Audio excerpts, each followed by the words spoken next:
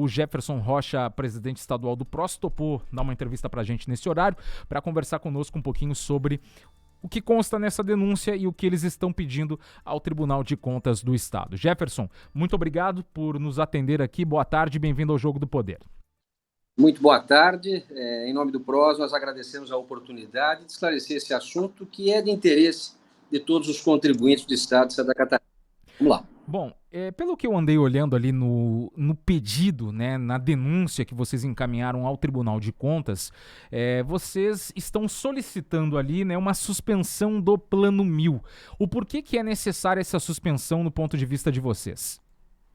Tá, vamos lá. Primeiro, para que o nosso amigo ouvinte entenda do que nós estamos tratando. O Plano 1000 é um plano lançado pelo governador Carlos Moisés, amplamente anunciado na mídia, tanto vinculado a sites governamentais quanto à imprensa, né, na aquisição de espaços publicitários, e é um plano que, a priori, lança a mão de 7,3 bilhões de reais dos pagadores de impostos catarinenses, né, dos contribuintes, a prefeitos selecionados de acordo com critérios que não são muito claros.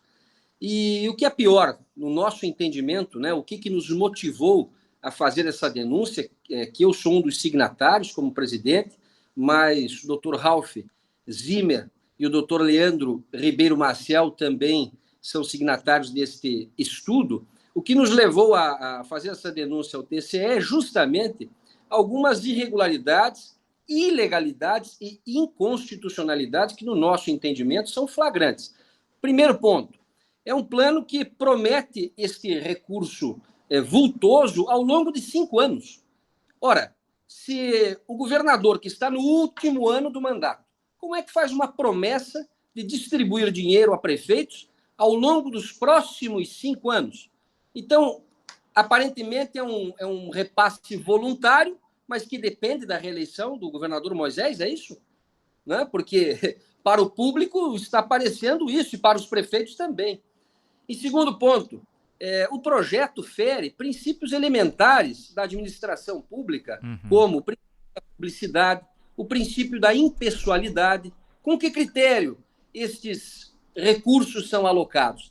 Eu tenho aqui a fala do secretário da Fazenda, e é público, quem tiver curiosidade, acesse o site do governo do Estado, coloque lá Plano 1000, você vai ter o vídeo do lançamento do plano, em que o secretário de Estado da Fazenda do Estado de Santa Catarina, em determinado momento, parece até uma venda casada, né? São contratos pré-prontos, né? Parecer jurídico pré-pronto. Então, vai inclusive o alerta para que os prefeitos, né, que recebem esses recursos atentem para esses fatos, né? Comuniquem às suas procuradorias municipais para que a legalidade, para que a lei de responsabilidade fiscal e a Constituição da República sejam observados. Nós, do PROS, não somos, evidentemente, contra a descentralização dos recursos, notadamente nos municípios, que é da onde parte a geração de riqueza. Mas, presidente, tem provas de que, por exemplo, o Estado estaria entregando o dinheiro em troca de apoios? Existe uma prova contundente que possa ser apresentada ao Tribunal de Contas a fim de exigir a suspensão desse Plano 1000? Não, não, calma aí. Provas existem, mas não é esse o momento. O que o Tribunal de Contas... Mas eu acho que é o momento da gente explicar quais são essas provas. Porque se há provas de que o Estado estaria entregando dinheiro aos municípios e solicitando, em troca do dinheiro, o apoio a uma candidatura de Carlos Moisés, o senhor teria que nos dizer agora quais são essas provas, o que está pontuado aí que demonstra, digamos assim, abre aspas, uma irregularidade nesse Plano 1000. Eu não estou querendo defender o Plano 1000. Eu estou dizendo aqui que a gente precisa também da apresentação de provas em relação a isso. Tudo a seu tempo. Nós temos que separar as duas questões. É a questão técnica administrativa e a questão eleitoral. Não é? O foro competente, neste exato momento, é o Tribunal de Contas do Estado, que deve, se o Plano 1000, ele atende à responsabilidade fiscal, ele atende o plano plurianual, porque você está fazendo uma despesa para os próximos 5 anos, a depender da aprovação de uma futura legislatura. Serão outros os deputados em 2023, pode ser um outro governador.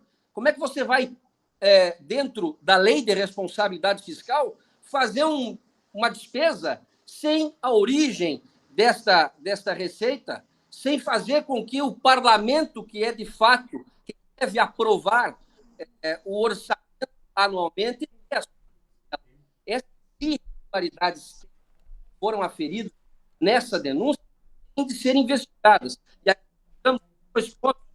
É a inobservância ao princípio da publicidade. Aonde estão os dados dentro dos portais de fiscalização do contribuinte da alocação desses recursos? Quanto foi para Zorteia, quanto foi para Capinzal, quanto foi para Joinville, e que projetos que são esses?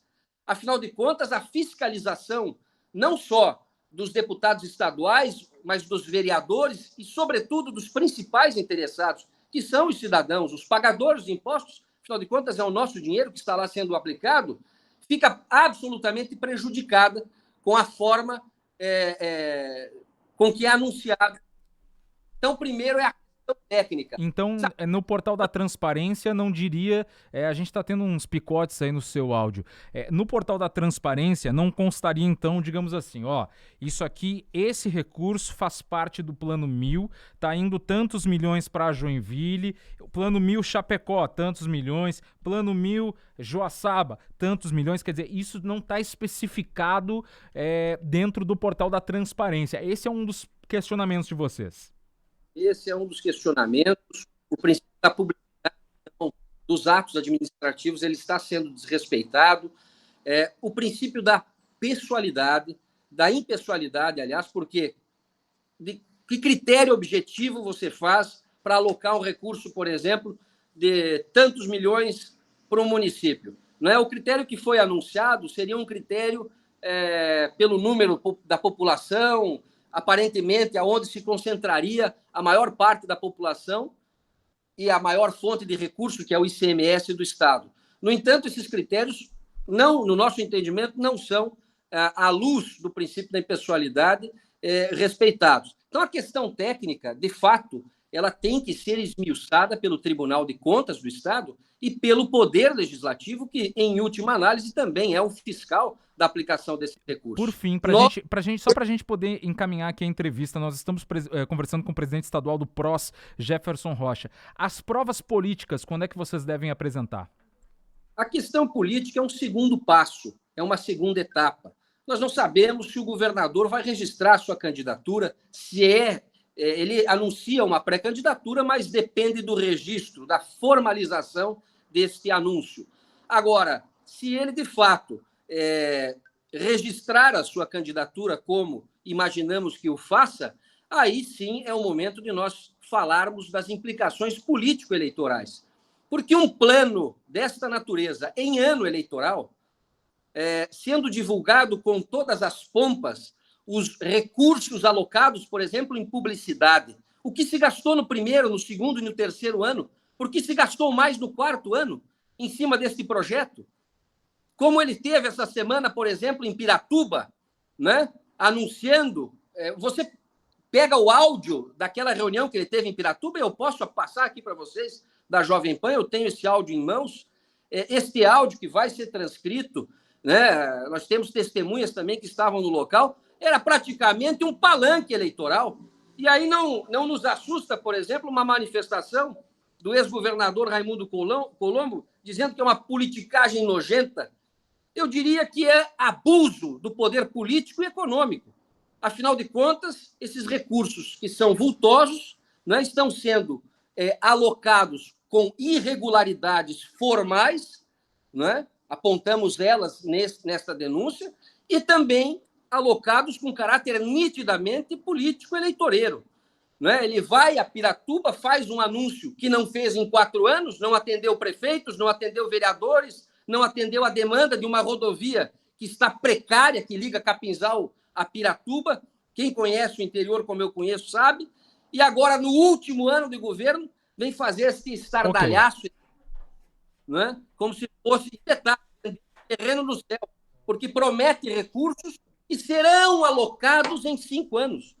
Ora, que história é essa? Se isso não é um plano político eleitoreiro, eu não sei. Por muito menos, governadores no Piauí e no Pará tiveram as suas candidaturas impugnadas. Por muito menos.